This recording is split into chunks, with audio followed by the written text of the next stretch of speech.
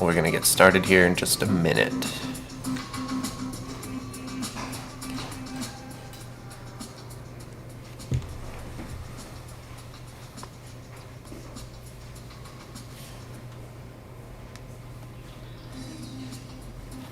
All right.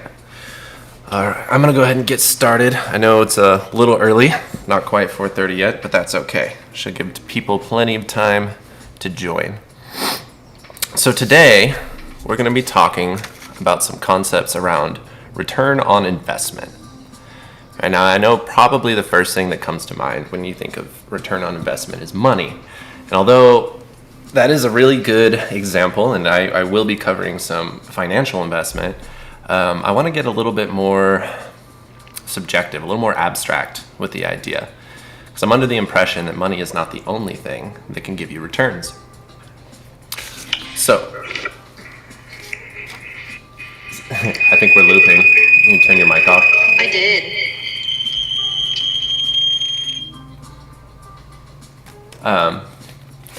Sorry about that. We've got a active viewer in the studio today. Back on track. So, return on investment. Well, what is it? At the most basic and easy sense of return on investment, we're talking directly about money. And most economists will describe return on investment as an algorithm or an equation, a really simple one too. So if you take the current value of an investment and you subtract it from the starting investment and divide that by the starting investment, you'll get a percentage.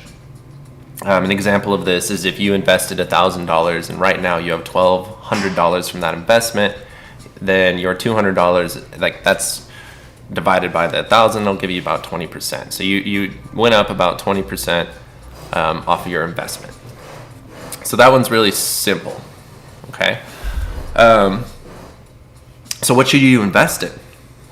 Right, that's the tough part. That's the part that I think most people struggle with. And I would say the best thing you can invest in is yourself.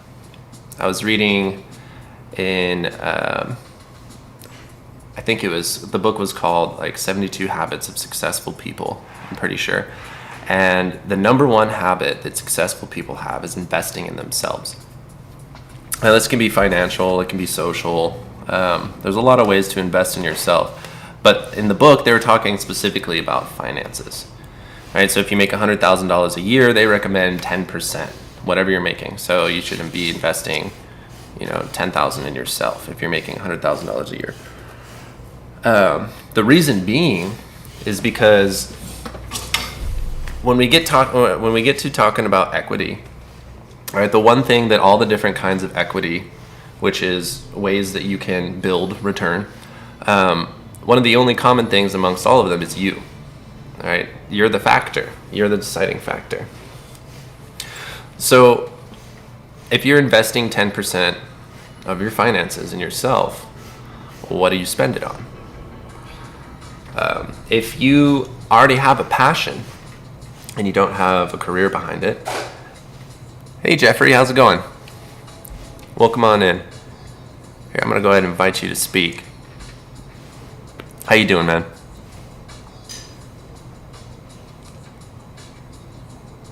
Can you hear me, Jeffrey? That's all right. So back to investing.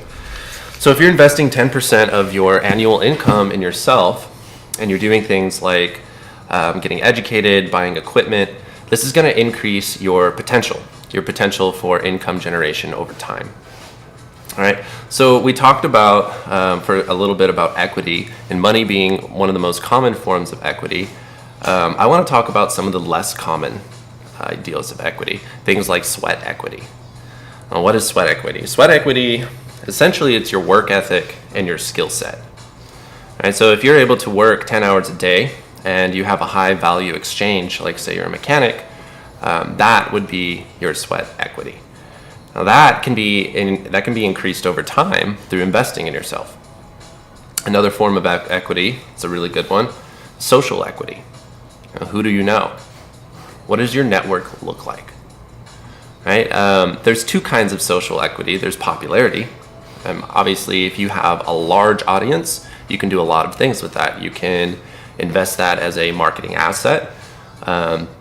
You could sell products or services through that audience. But the other kind, networking, this is kind of like, I like to call it the middleman.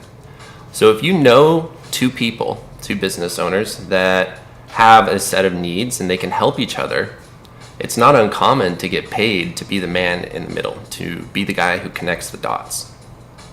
So there's power in popularity, but there's also power in individuals. You want to be very selective of your social network, in the sense that you want to be looking to try to build some sort of mastermind. And what I mean by this is you should have several people on your team who can perform different tasks for you with 100% autonomy.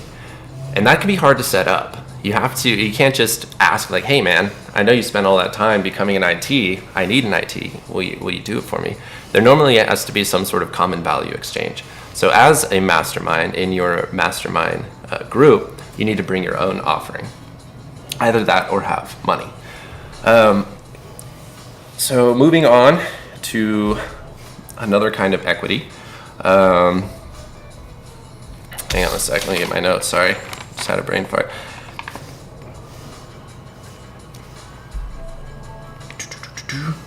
So we got sweat equity, social equity,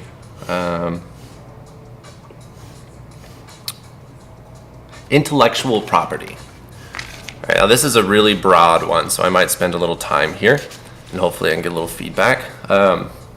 Intellectual property can be a multitude of things. The best way to go about it as far as ROI is concerned and getting a return on it is to get some sort of copyright or some sort of patent involved with your intellectual property. But not all intellectual property is patentable. Some of it is common knowledge. If you possess a set of skills that anyone can do, but you're extremely good at it, that will create an increase in value. So intellectual property, this one is huge. It's a category. It can be anything that's written, anything that artistically is inclined, any ideas, any inventions that you've made. Intellectual property is a very vast field for equity, and I feel that it's one of the easiest to get into because we all have good ideas all the time. And maybe we don't have the resources to necessarily execute that idea. Maybe we need an investor on the team to make it happen. But having the idea itself is a form of value, and you can exchange purely ideas for equity or money. What's great about these different kinds of equities is they're very interchangeable. So an investment in one might equal capital in another. Like say you invest in your social network and you grow your audience to over 10,000. Well, now you can leverage that audience through platforms like YouTube or Facebook, and you can leverage that audience to get paid for advertisement. Most people, they are going to want, because money is it's the bottom line, right? It's the common value. Most people are going to want to try to find a way to convert all of the different types of equity that they possess into money, because it's very common. But I want to point this out. If you have money, that doesn't mean that you have the other equities. All right, money, they say like money can buy you friends, but it's really hard. If you don't have charisma, if you don't have that subset of skills to be sociable, then no amount of money equity is going to give you social equity. It's a different skill set. So if you are investing 10% in yourself, right, that includes things that aren't just money. If you want to grow your equity profile in all directions, you need to be investing in your social sphere. You need to be making time to go to events where there's going to be business owners or people in your niche or whatever it is that you're trying to do. You need to find the people that are going to support you, whether it be on the back end of things as a advocate for your business, whether they're doing work for you or they're a customer and they're purchasing things for you. All right. I want to backtrack a little bit and get back into some of the inner workings of social equity. So as you're building your social equity, starting with audience, there should be several layers to your profiles, of your audience. And each one of them is going to invest in you differently. So starting with your cold audience would be everyone in the entire world who doesn't know who you are or anything about your business. And those people, they're not going to be very interested in things like marketing, advertisement. They're not going to be very adamant to click your buttons, follow your funnels, and buy your stuff. So how do you invest in that audience? Value. That audience loves value. They like free things. They like information. They like high value photos and videos. They like conversations like this where they can jump in. They like to be engaged.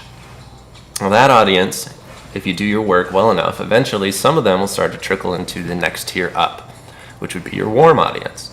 Your warm audience, they're the people that have seen your content, according to psychology, roughly about 6 to 7 times. And now that magic number is about how many times it takes somebody to be exposed to you before they remember, before there's a subconscious, oh yeah, I remember that guy. So after you get about 6 or 7 exposures, which there's a lot of strategies to do that, normally that person is now more inclined to do things like follow a click into a website, go down your funnel. The reason being is because you've established a level of trust. They understand that you are here and that you are doing like a level of professionalism that's consistent. And so that allows them to feel safe to do something like follow your link to a website. Now your warm audience, that's where you're going to start playing with things like ads if you're in the sales industry, or if you have merch or anything like that. Your warm audience, though, you still have to be very careful with how much you ask of them, because just because they're familiar with your brand doesn't mean that they're in love with it. Right? So the next step up would be to go from warm to hot. A hot audience, now these are the people that are invested in you financially or through one of the other forms of equity mentioned. These are people that are willing to give back of some sort. Most people are looking for money. It's the most common form of exchange, but depending on what you're doing, like this channel right here, I'm more looking for people to invest with their time and with their words. Where was I going? I'm gonna pause for a second and see if I can't. Hey Jeffrey, how you doing? Good. Can you hear me? I can. Okay, perfect. So you hopped in here. I'm just curious, what piqued your interest today? Well, I'm getting off of work and going to my Clubhouse and seeing what topics are available, and finance and self-made stuff is what I do myself. And anyways, I'd like to hear what other people have to say about it. Awesome. So you work for yourself? Yeah. I do. I've been self-employed. I work about, I have like 4 different businesses that I work on, and thankfully they're all in the same field. So it's not like I, have a margarita business and then I also work at Circle K. I don't do that. It's all real estate related, and not only actually being an agent, but I actually do hard money. I do flips. I do training on real estate technology for 18 years. So everything that I do basically wraps around and is involved in the real estate world. And thankfully, being self-made, I don't need to tell you, but it's a lot of work. And what you're mentioning, it's kind of funny. That's one of the classes that I teach is social equity and how to get there. So when you mention that, I don't know if a lot of people know what that actually is, but it's super important because, it took me a lot of time. I market to 60,000 people weekly. Wow. All real estate related.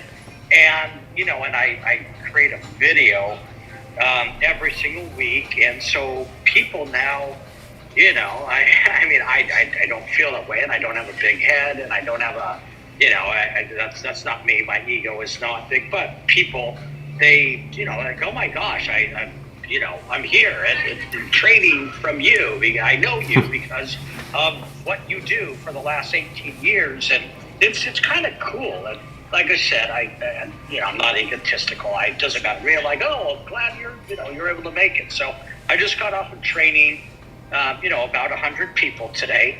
And same thing. So I'm hopping in my car. I'm like, I need to relax after 6 hours of talking, and wanted to hear what you had to say. So that's just a little bit about what I'm doing. Lovely. Thank you for showing up. It seems like you have a very broad field of expertise. I might, if you're open to it, I might pick on you a little bit. Yeah, absolutely. My expertise is in real estate, but like I said, I've been training for it, and once again in real estate, so I kind of focus on that. But I'm thinking about getting into teaching on basically, flips, STR, short-term rentals, just how to make money, and because once you do it yourself, and I'm very blessed, and I was able to make it. And it's about training other people how to make it. I'm all about sharing the wealth, sharing what comes around goes around. And I just think that even in our market, which is just bonkers what's going on nowadays with the interest rate, and I'm literally boots on the ground. I know what our inventory is because, like I said, I'm actually a realtor in my trade. But there's still money to be made, and there's a lot of money to be made. And I don't know. It's not even about making money for myself. It's just about helping other people make money and become, successful. And money is not always the key to success. We know that money doesn't make you happy, right? As you just mentioned. If you don't have the charisma, you can be a billionaire, but if you're a dork, I don't care how much money you have, you're not going to be able to buy friends. You need to genuinely, get friends, and then you got to do it with a little bit of, panaz and spunk and stuff like that. Definitely. And, that's what. Yeah, and I wouldn't be able to be an instructor unless I had all of that, because trust me, I've had employees and they just super suck, and I've had to fire them after one or two classes because people are like, Jeff, he sucks. He's not good. He's not. I fall asleep. He's not interesting, and that will never happen with me because I know I don't want to be that person in the seat who's fallen asleep after 10 minutes. Definitely. Yeah. So, anyways, I'll shut up. It's your room, and I want to hear what you have to say. So, well, thank you for. You can pick on me or do whatever that's Yeah, well, thank you for sharing, and thank you for listening. Sure. So, as our friend Jeffrey just mentioned, like social equity is it's very powerful, and if you're just getting started, it can be a game changer. If you're in the startup industry and you're really, really thin financially, social equity is going to be the way to go, because you can get people to do things for you for free, so you can increase your employee field. And like we were saying earlier, leveraging an audience is almost always going to be one of the quickest ways to make money, if that's what you're after. And like Jeffrey was mentioning, if you increase your social equity to such a point that you now have the authority as a teacher, you've just opened up a whole new field financially. As a teacher with technology, you can pair things like classes and stuff with recording, and you can create an infinite return opportunity in the sense that anybody that you can now get to agree to pay you to access these files, like that's forever. And so now all you have to do is build your audience and have that asset kind of sitting there waiting for them. The more people that you can get involved too, normally the higher the return situation is going to be for you. So if you're leading seminars like our friend Jeffrey, and you want to make, say, $1,000 an hour, it's really hard to do that if you work for one person, because they have to pay you $1,000 an hour. But if you set up a 2-hour seminar and you want to make $1,000 an hour, and you want to make $2,000 of the whole thing, you could sell tickets at like $100 a piece. or $25 a piece. And now all of a sudden, people that couldn't access you before, they can come and access you in a way that it just really helps you increase your availability. The more people involved, the higher the return. So what are some of the better ways? Like, what are some of the better returns that are out there? Well, I think, as I was just mentioning, that digital assets are fantastic. Digital assets, things that you can create one time and distribute infinitely. Well, those are really good investments of time and energy, because for that very reason, there's no cap. Education, obviously that's going to be a good one, but specifically education in business. All right, if you're serious about ROI, there's a subset of education that most people need to get into this industry. Now, you don't need necessarily a formal education, but you're going to have to know how to do things like file articles of incorporation, taxes, like all of these important factors to a business, meeting minutes. All of those things handled well are going to keep money in your pocket, because fees and fines, they add up. What else is good to invest in? So me personally, I work a lot with cinematography, so I invest a lot in equipment. And I want to talk a little bit about why and how I strategize about investing in equipment. So as a videographer, there are options out there anywhere from like $50 to $52,000. I believe the new cutting edge, I was looking at like the latest and greatest, and it was roughly like $52,000 per camera. So how do I even begin to approach that range? What am I looking for? So for me, when I'm looking to invest, I'm looking to find a way to create the most value possible. And so with equipment in my industry, there's standards, right? There's things like frame rate, and there's things like like pixel quality, like how many pixels are in the shot, what's the aperture, all of these factors. But what I like to do is I like to start with the industry standard. So for me, I was looking at videography and what is the industry standard, and it's right now it's roughly, or if you're doing live streaming like this, it's just standard 1080p. So that's why I've got a little simple live camera. But for commercials and stuff, the industry standard is 4K right now. And so being able to create 4K video at 60 frames per second as a videographer, that now makes me eligible to do commercials. And commercials, they run roughly $10,000, like entry level, $10,000 for a production of a commercial. So that's a great investment. But what if I overshot? So there's 6K cinema and there's 8K cinema available on the marketplace today. And if I were to land one of these jobs, I'd be looking at something like an Avengers movie or like something Hollywood. So the return on that investment is going to be massive. But if I invest in that kind of camera today, the likelihood that Hollywood's going to look at me and go, yeah, Frank, come on in. Like, it's very, very low. So if I were to invest in that $52,000 camera that does the 8K at 120 frames per second, I'm not actually making anything. Or at least there's a lot of work between now and then. So the investment, it's going to take a long time. And time, although it's not a factor in the equation of ROI, that is the measuring standard of return on investment. If it takes you $1,000 a week to make 20% versus a year to make 20%, then obviously you're doing a lot better. So you got to scale your investments, right? And risk assessment is a huge part of that. So if I wanted to say buy that $52,000 camera, I would categorize that as a high risk, because the likelihood of me actually being able to capitalize on that extra expenditure is very low. So I settled somewhere in the middle. I'm looking right now at a 6K camera that can do 60 frames a second, which is a little bit above industry standard, and that's because I already currently am working with some industry standard videography. So for me, investing, I'm looking at the next level, like not all the way at the top, but I'm looking at the next achievable level from where I currently am.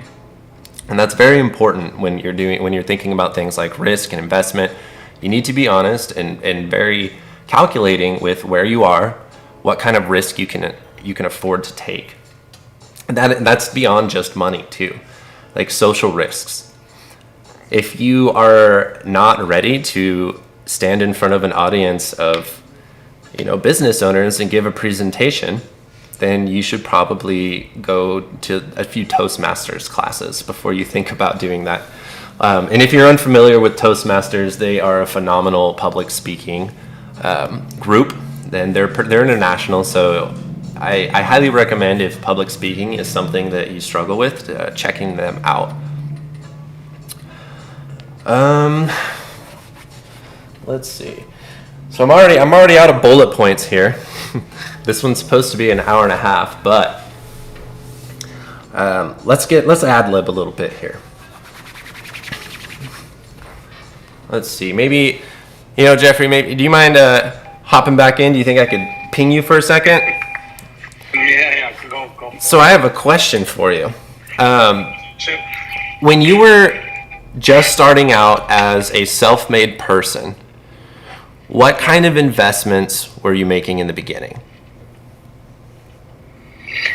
Yeah, it's a good question. So I agree. You can't, you can't go out, especially when you don't have the money to go out and buy, like you were mentioning, a $52,000 camera, and especially when, there's no 6K or 8K TVs out right now in the U.S. They have it in Japan, right? But not here in the U.S. So you also got to look at that. But back to what you mentioned. So what did I actually do? Well, it was a while back. It was about, like I said, it was 22 years ago when I got into real estate, and that in of itself, you got to invest in yourself, because you have to go to real estate school, you have to take a test, things like that.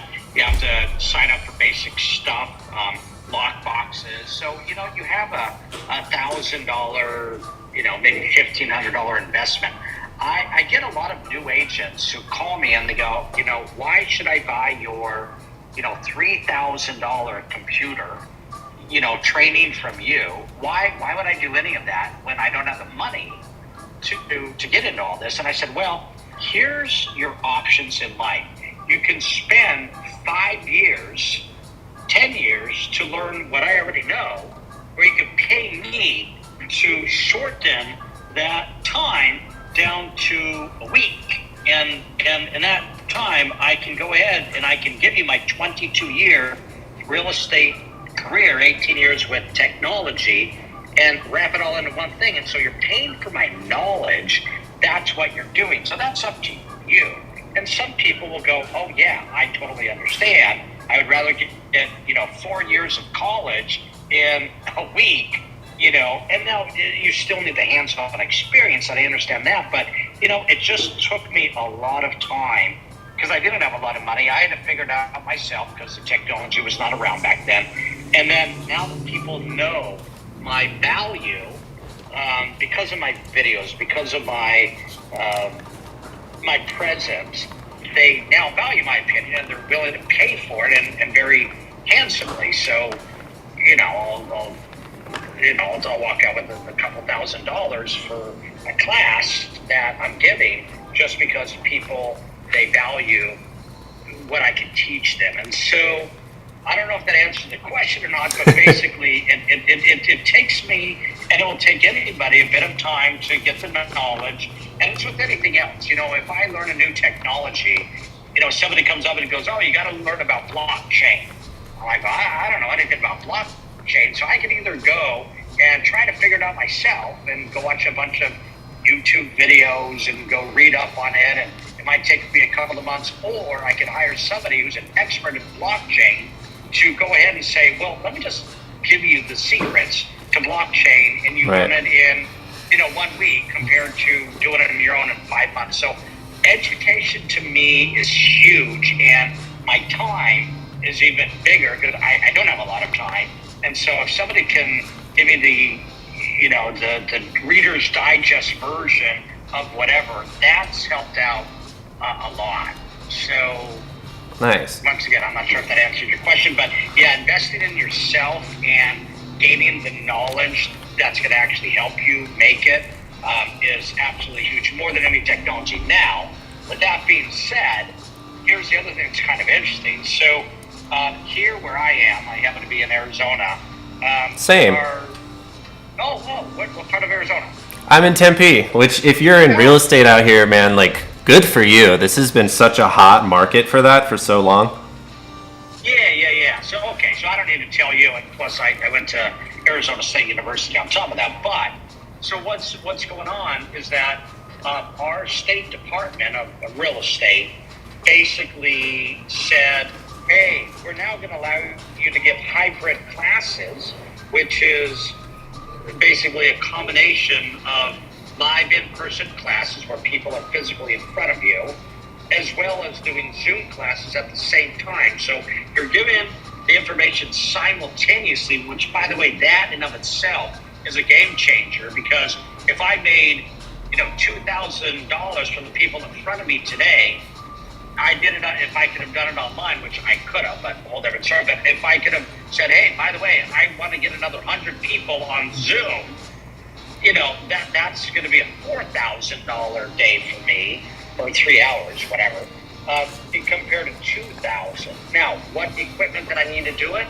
I needed this new camera, and it's not quite $52,000, but it was $1,200. It's called an OWL, and this OWL 3 just came out, and it follows me around, so I'm able to.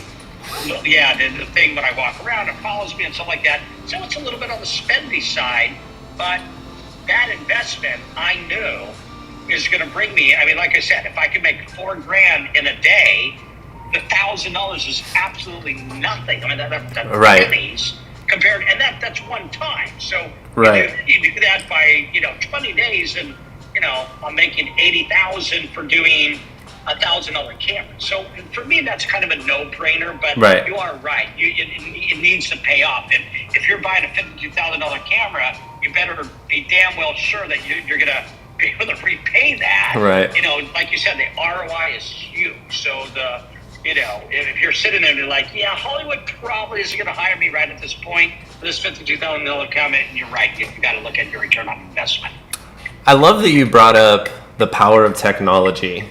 It's not quite an equity, but there's this term that is extremely powerful in the idea of return on investment, which that term is automation. So like you were saying, having a live audience and a digital audience, like that's fantastic, but there are ways to even take it a step further. There's a service that I use called Restream, and I've got that plugged in through a software called OBS. And through Restream, I could, in theory, live stream one channel to an infinite number of locations, if I'm willing to pay that much. I mean, it's roughly like $20 a month for 5 streams, but being able to do something one time in 5 places is huge for return on investment. Because like if you're talking about time efficiency, that's times 5. I like that you mentioned too that in the beginning, money's hard, and that you invested in education. And I wanted to spend a second kind of maybe giving a few offerings for those of us that are trying to get into investing and starting off pretty lean. So web building is difficult, but there are so many. They're called CMSs. They're content management systems. A very common one would be like, a very common one would be like Wix.com. Well, these are like the little cheat sheets that are drag and drop. They make building websites super easy. Now, if you don't have $10,000 right now, because on average, it's probably closer to 15 these days, but on average, they say it costs about $10,000, $15,000 to start a business. Well, I'm here to tell you that's not true. Maybe if you want to buy an inventory outright, but through technology, there are arrangements that can be made. One of these arrangements is known as drop shipping, where you don't pay a dime until you're buying money. And what I mean by this is like, I use Shopify a lot for clients and stuff because I do web design and I help people build inventories. With the power of Shopify, I'm able to have people who can afford to lose $30 a month set up an inventory that has thousands of products within days.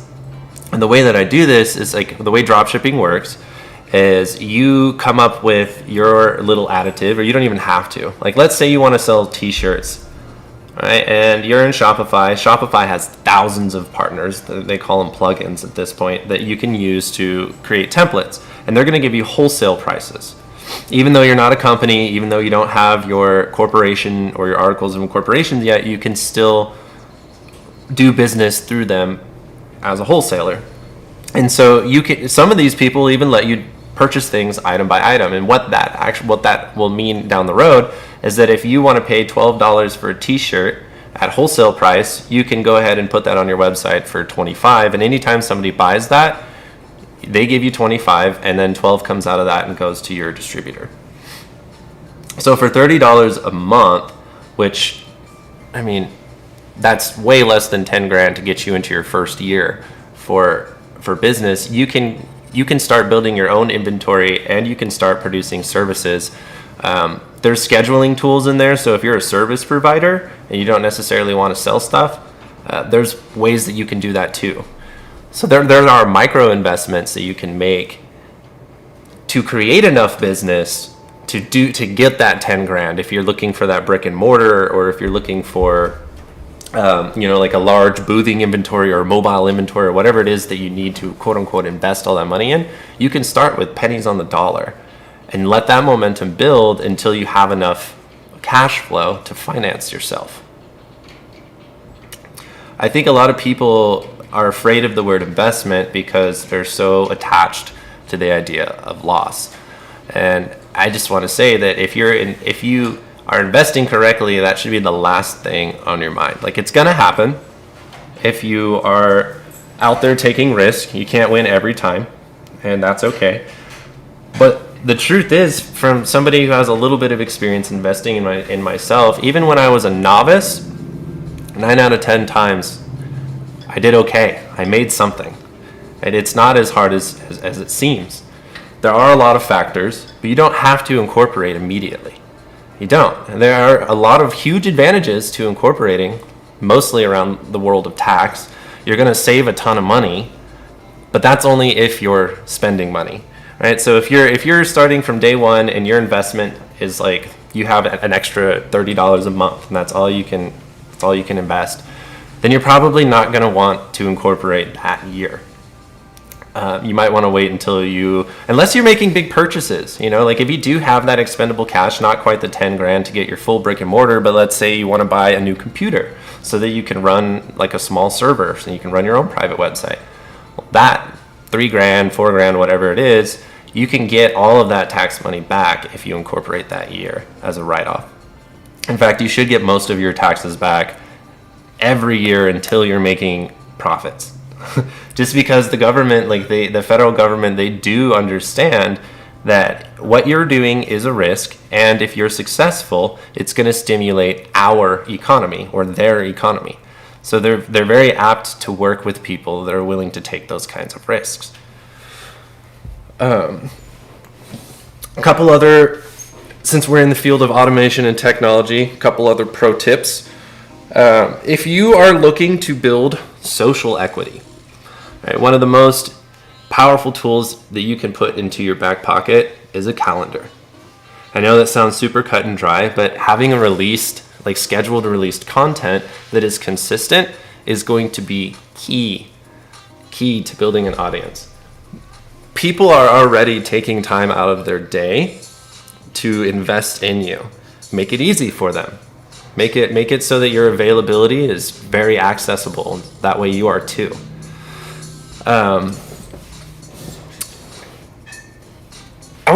Since we're talking about ROI, I want to take a sec to mention marketing. That's kind of like my current field of expertise. In marketing, there is a lot of return on investment, but it's kind of scary because it doesn't all come up at first. So I run a lot of social media and Google ad campaigns, and these investments, like it's almost hard to predict, but they're always profoundly huge on the return part if done correctly. And when I say if done correctly, I'm going to give you a really easy tip on how to do paid ad marketing correctly, called A/B testing. Super simple concept. All right, so like let's say you're running ads for a campaign, and I recommend, if you're doing a campaign, personally I've seen it takes about 60 to 90 days before the results start to come back in the form of capital. So be patient, number one. And number two, A/B testing is super simple. You take a group of people and you cut them into two parts with only one factor different. So a good example is male female, right? Like let's say you're slinging candles on the internet. You're drop shipping candles. You paid you $30 a month. You made you grabbed your plugin and you're selling candles now, and you want to know, do men buy this more or do women buy this more? So you got to put an equal amount of money into both of the ads. You run them at the same times and for the same length of time. I personally, like, when I'm starting off, I do $140 a week, $5 a day per ad, and then 2 sets of that. So like, you want to build like a schema. I typically start with gender, and from there you can start building out other demographics. Like, okay, I know females are buying my candles more, so the next A/B test is going to be, are females that are making over $50,000 a year buying my candles more, or females under $50,000 a year buying my candles? The magic number for me that I've seen when doing this process is right around the 6th or 7th round of A/B testing. My ROI in this sense, I'm talking about every dollar spent for a click. My ROI becomes roughly like, okay, let me backtrack for a sec, because this is a little more complicated than I'm trying to make it. When you're buying ad space, the amount of money you pay is going to fluctuate based on your success. And what I mean by that is, if it takes 4 clicks for one person to get into your website and buy something, then you have a 25% conversion. And if you're spending $2 an ad, that means it costs you $8 a conversion. Now, after 8 rounds of A/B testing, let's say you're at 25%. On average, if you do a good job, and there's a lot of factors to that, but if your content has a lot of value to it and you're doing your A/B testing correctly, you should jump up. You should see an increase from anywhere from like 20% or wherever you were at the beginning up to 40 to 50%. So now if you're paying $2 an ad and 1 out of every 2 people is clicking, your overhead for that it's cut in half. You're really only paying $4 per conversion. So A/B testing and kind of honing in the data that you have is going to make it so that you can spend less and make more. And that's just how marketing works over time. It's a great form of investment because there's no cap. Just like before, as long as your distribution is set up correctly and like you can handle a high intake of orders, then there's no cap. There's no cap to the amount of return that you can get from marketing. I'm going to pause for a second and give anyone who wants an opportunity to hop in, maybe comment on that last little bit. So, hey, Frank, in general, here's what I'm going to say that kind of sums up what you said about kind of the risk thing. So, obviously, everybody is super worried about losing money. That's pretty obvious. That's everybody in the world. But the old adage, a huge believer of, is the risk reward, right? So in general, the higher the risk, for the most part, the bigger the reward. And that's what is, that's kind of what it comes down to. So I'll give you a great example. By the way, can you still hear me okay? Yeah, we hear you fine. Okay. So a great example is I do hard money loans on real estate investment. So in other words, somebody who owns a home, let's say they own $1 million home, and they say, I want to go ahead and I want to borrow $1 I'm going to borrow 300,000, and I owe 200,000 now. So with your 300,000, that would make it 500,000. So I still have a 500,000 in equity in my home, which is plenty of cushion, so that if they weren't to pay, we would be able to take their home. Now, that's not our goal in life. Our goal is never, ever, ever to take a home, but at least we have it as collateral. Right. So, risk mitigation. Yes, risk, exactly. So what happens is that I go out to investors, because I into my finance. Oh, I think we're losing you a little. Hey. All right, shoot. Can you hear me? Yeah, you're back. You're back. Okay. So basically, I go out to investors, and I'm like, look, somebody wants to borrow 300,000, but they only owe 200,000, and the house is worth $1 million. And then the other thing we need to consider is right now the real estate market is, taking a little bit of a dump right now because of interest rates, because of just people are scared. So that $1 million home, we might say, well, maybe next year it might go down to 850,000. Do we still have enough cushion in there?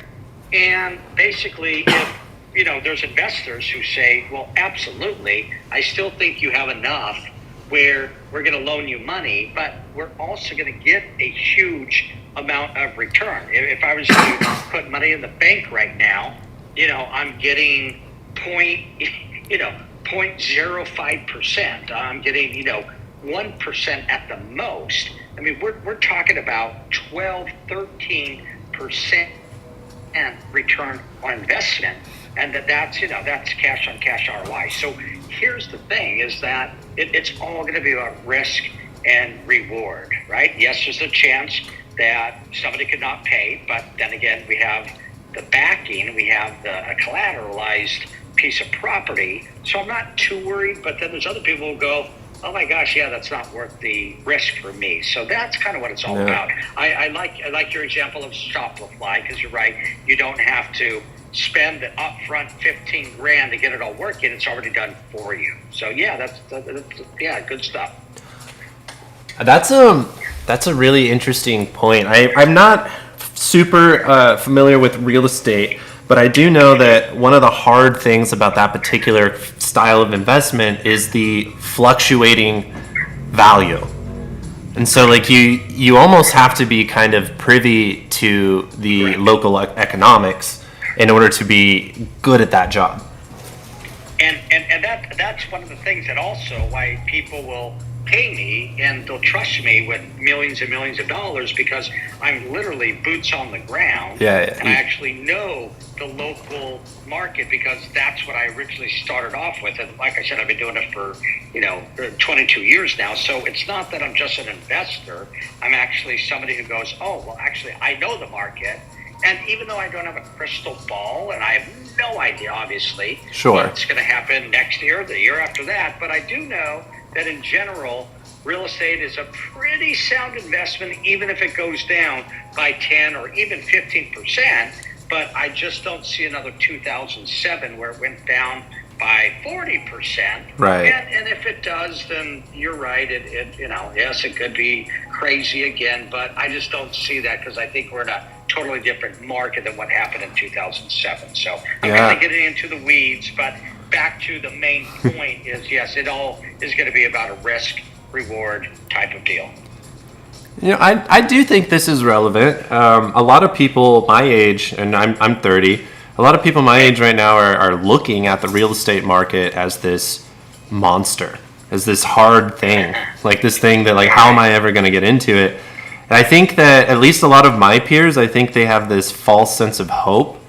And what I mean by false is, my assumption is that the Arizona market, because it has been stable and a leader in the national market of real estate for so long, and that we've had Californians consistently moving here for such a long time, that we have the infrastructure to build houses quick enough to meet our demand.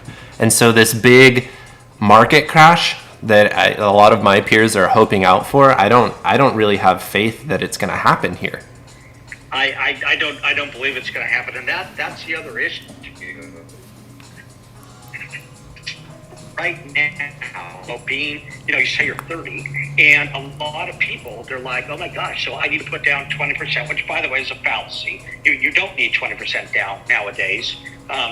There's a lot of other programs where you can do 3.5%, stuff like that. So if somebody could say, well, yeah, sure,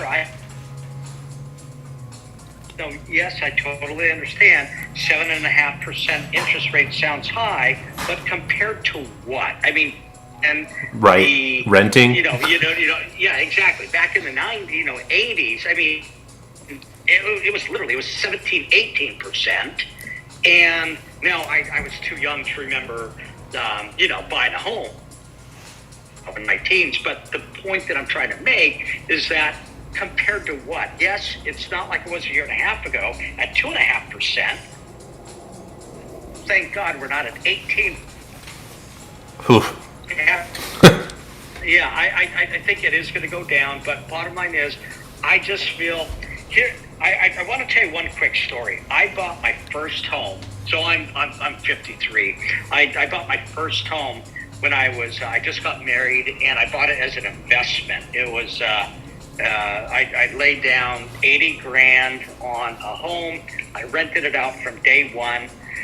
And because of that, I got into investing. I started buying homes and things like that. And I still own that home today. And I have to tell you, not only have I collected rents every single year for the past 20 plus years, but the equity, or I should say the appreciation, has gone up so much that, I'll have $500,000 into it. So just based on doing nothing other than renting this bad boy out, and with the homes it's amazing what you could do. And if I could tell every single kid what to do out there, I'm like, invest in real estate now, because in 20 years, once again, not having a crystal ball, it's going to be worth triple, quadruple, quintuple your investments, plus you get rent every single year, or better yet, if you do, an Airbnb or a VRBO, which I get even more than my rents, and it's incredible. And it's low risk because you still have the asset. If you do stocks and bonds, that can be taken from you in like a second, right? I mean, what is it, FT, whatever that dude's name was with the bit or the cryptocurrency. I mean, he went from 20 billion to supposedly 100,000 in his bank account, and overnight. But real estate, you always have the asset, and you can always rent it out because rentals are. Yeah. Anyways, so that's my 2 cents. It's going to be risk reward.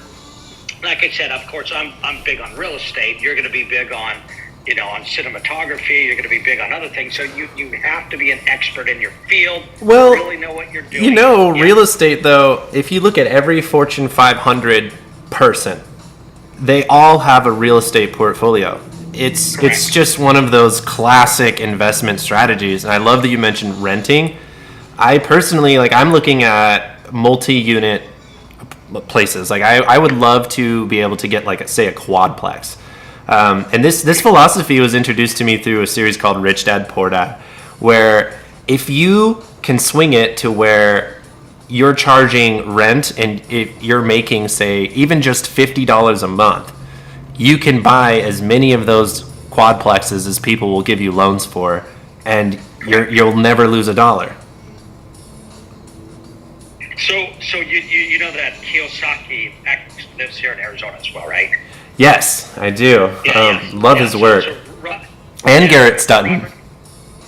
Yeah, correct. So Robert, of course, Rich Dad Poor Dad, been around for a long time, great book, and basically, as you know, he's all about, like you said, real estate. If you can even make a little bit of a cash flow, whether it be $50 or whatever, the point is that you're really looking at the appreciation. Yep.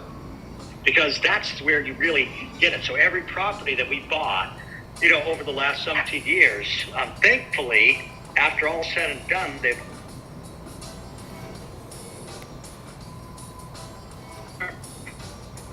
or the 70%. I mean, a lot of these are going up over 100%. So if we bought a home for $500,000, it's worth 1.5 now. So I just made $1 million thing.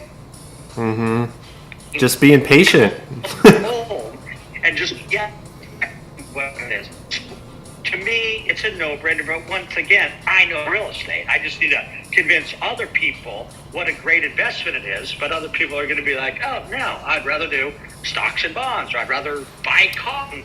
Hope that those go up. Well, I think people get scared when they look at an investment that has, figures that are over what they make annually, because a lot of people, like, we've been trained through culture to kind of be more afraid than we are optimistic, right? Because at the same side, like you're preaching right now, although yes, you're taking on maybe a $500,000 debt, that's the incorrect way of looking at it, because it's actually an opportunity to make money every month by subsidizing your mortgage with rent. That's a great way of looking at it. And unfortunately, you're right, our society does that. Oh, like, wow, that's, it's horrible to do that. And, if you even listen to 1 second of, Dave Ramsey, which, by the way, right on a lot of things. Americans, I won't even go to my rent thing. I lived overseas. And how was that? And more than they make. I mean, the average person, it's pretty disgusting what the average person has in six and what their debt is on their credit cards. And I agree with, be debt free, because that's going to be super important. Just most Americans decide not to go that route. They decide to eat out every day. Right. Real quick, before you get too far away from that. Yeah. Not just me, but lots of economists, for all of you out there that are thinking about investing that have debt. Every economist you ask will tell you to start by investing your way out of debt. Right? You always want to start with zero before you start taking on new risk. So thank you for pointing that out. Yeah, and that's a great point. Yeah. You definitely have to. You have to be able to understand that you need to be able to afford to lose it if it really comes down to that. You know what I mean? You 100%. You can't be in $1 million in a debt and be like, oh, I think I'm gonna be. Yeah, that's not a good thing. It's no different than gambling. Granted, you can be a lot more. Correct. You can be a lot more educated with your guests in a market than you can on a blackjack board. But once the money's on the table, you got to be ready to lose it. Pretty much so. Yeah, that's the thing that you need to understand. Once again, I'm trying to lower the risk as much as I possibly can to make sure that I don't lose it. And that's why when we get an asset, when we get a real estate, a property, whether it be a fourplex or an eightplex or just a single family, that it has tons of equity in it, so that if something was to happen, at least we could fall back on that and we aren't going to lose everything, because that definitely obviously is the worst scenario. Yeah, and to your point, with what you mentioned earlier about how you kind of contract some risk mitigation, contracts are a fantastic way to mitigate some risk, especially in the field of liability. And if you're doing anything with other people and they want to try to get injured about it, if you don't have a contract to protect you, like you're at a lot of risk. So contracts are a huge asset when it comes to not just risk mitigation, but also, just legally formalizing anything to begin with. But definitely pay attention to the contracts that you have, or make sure if you're writing contracts, make sure that you get like a lawyer's perspective on it to make sure it's legally sound, and definitely use it as a way to mitigate risk through liability.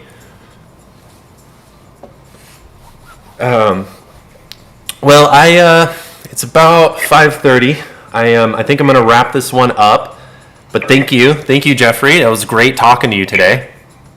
Absolutely. And hey, if you want to ping me offline, feel free to do so. It's hopefully in my bio, and I'll do the same if that's okay. Definitely. I already gave you a follow, and I hope to see you in some chat rooms. Okay. Sounds good. Hey, you have a great night. Happy holidays. Hey, thanks. You too. Bye. All right, bye now. All right. So for everyone listening online, thank you. That's going to be it for today. All of these recordings, if you missed some of it or you just want to go back and recap some of what you saw or heard today, the recordings will be available at the Gray Maze channel on YouTube, Facebook, Twitch, and I think that's it for now. We'll be expanding soon. Thanks again for your time. Have a beautiful